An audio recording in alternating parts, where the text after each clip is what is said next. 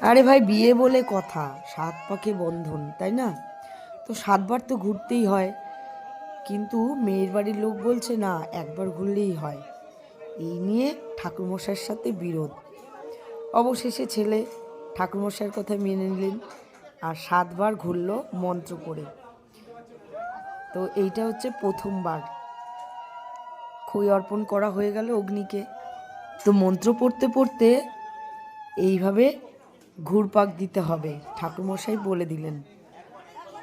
তো ছেলে আর মেয়ে দুজনেই ঘুরতে শুরু করলো। একদিন তো একটু কষ্ট করতেই হয়, কি বলো বন্ধুরা? বিয়ে করছো বারবার তো নয়, একবার। তো 7 পাকে বন্ধন তো আর এমনি এমনি নয়। দেখো না আমাদের ছেলের মুখের হাসি, দেখো হেবি হাসি খুশি। জামাইয়ের মুখে হাসি ধরছে না। তো এইভাবে 7বার ঘোরা হলো।